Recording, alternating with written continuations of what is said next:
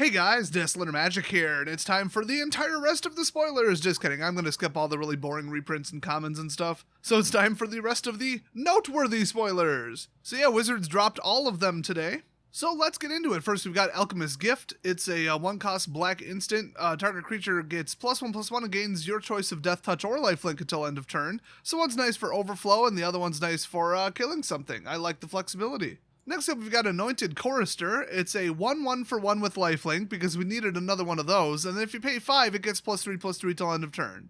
So it's like Knight of the Ebon Legion if they gave a crap about game balance. Next up, Avon Gagglemaster. A gaggle is what you call a group of geese, by the way. And geese are assholes, so let's see how dickish this card is. It's a 4/3 for 5 bird warrior flying, and when it enters the battlefield, you gain 2 life for each creature you control with flying. Wow, this is like going to be the 5th or 6th different version of mono white life gain. So I'm skipping the total snooze cards like Concordia Pegasus, Daybreak Charger, Defiant Strike, Dub, Feat of Resistance. Actually, let's talk about Feat of Resistance. That one's interesting. We haven't seen that in a while. So it's a 2-cost instant, and you put a 1/1 counter on target creature you control, and then it gains protection from the color of your choice until end of turn. You want to talk about a way to end the game. I mean, this card was played last time it was legal, which I believe was the Tarkir block. So watch out for this. They could sneak in with unblockable damage, basically, unless you got 2 different colors of creatures, and even then it's devastating. Next up, Staunch Shieldmate. Literally nothing important about this card. It's a 1/3 for 1, so I mean, cool little turn 1, especially in draft. I just included it because, damn, he chonk! You'll be lucky if he makes it to the front line without having a stroke. Next up, Swift Response, and I just love that artwork. This is 1 mana less than Aerial Assault, so you don't gain 1 life per flyer that you control, but who cares? It's removal. Pay as little as you possibly can for it. So yeah, for 2 mana, instant speed, common card, you can go kick someone in the face after they swing at you. In fact, I mean in the middle of them swinging at you. Actually, Aerial Assault was a sorcery. Next up, very interesting card here. I haven't seen something like this, I think, ever. I'm sure it exists, but I haven't seen it. 0/3 for 3, Defender, Wall, so not a good value, except attacking creatures you control get +1/+0. So only when they are an attacker. But this itself sits there as a 0/3. Now, I would have made it a 0/7. I mean, 0/3, you can get rid of that with anything. I mean, this is, if you're going to do a wall, especially if it costs 3. But are you willing to drop in a purely defensive card to give you more offense? That's interesting. Next up, for 6 mana as a blue sorcery, you can either draw 3 cards, or you can return up to 2 target creatures to their owner's hands, because we needed more cards that do that. In fact, then there's Roaming Ghostlight, a 5-cost, 3/2 flyer, and when it enters the battlefield, return up to 1, so 0 if you want, target non-spirit creature to its owner's hand. They better not be trying to replicate the Reflector Mage deck from way back in the day, because that shit got banned for a good reason.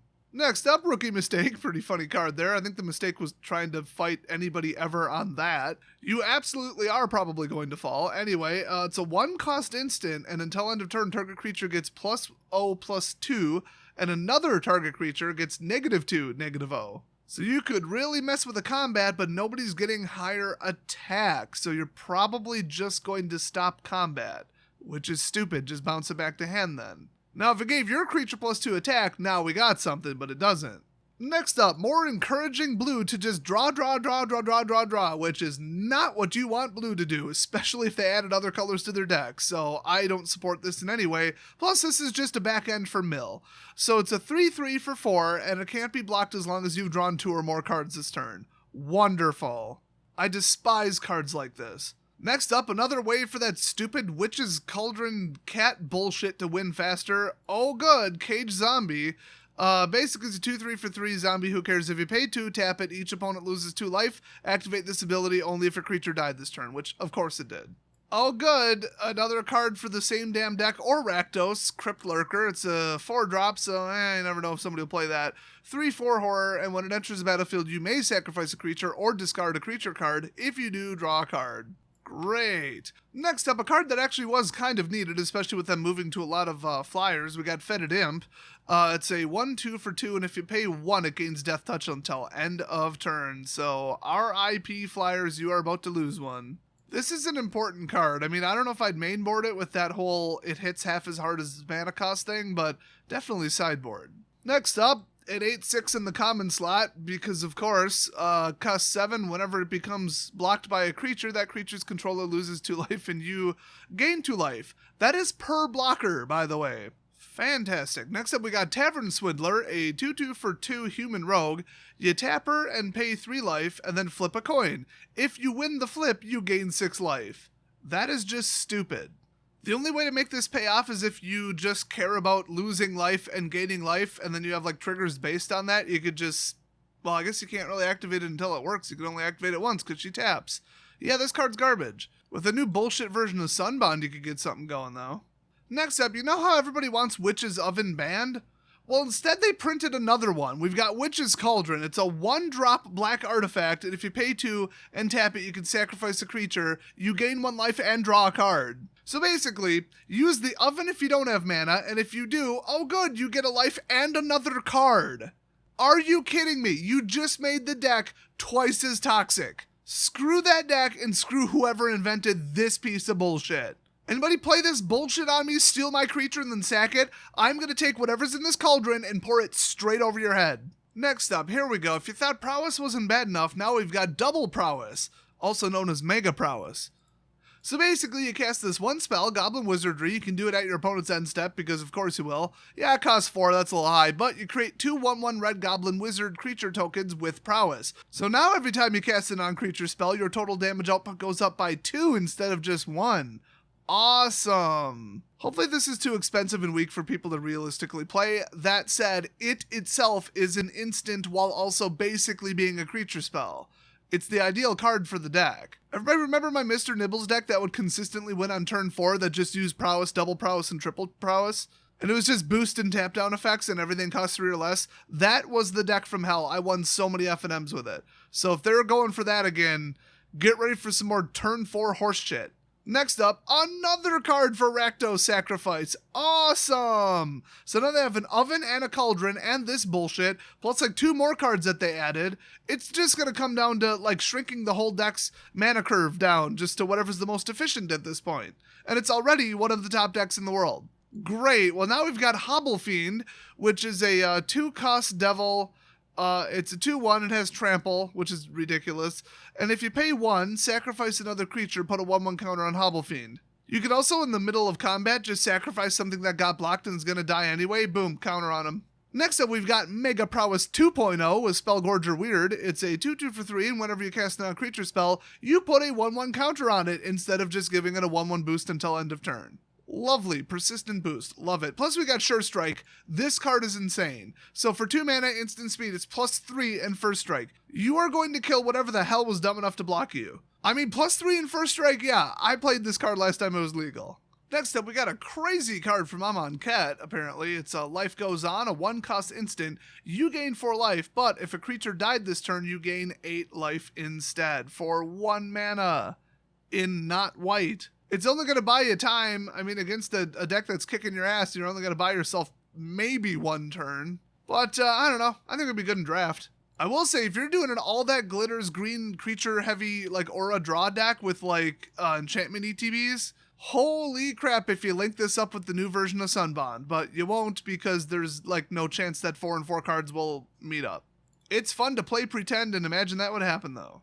Next up, finally, you might think this is a skippable card. I'm skipping over a ton of them, but Return to Nature. I love this card because it says destroy, well, basically either target artifact, target enchantment, or exile target card from a graveyard. There's some options for you. Unfortunately, if you target that stupid cat, they'll just resurrect it at instant speed.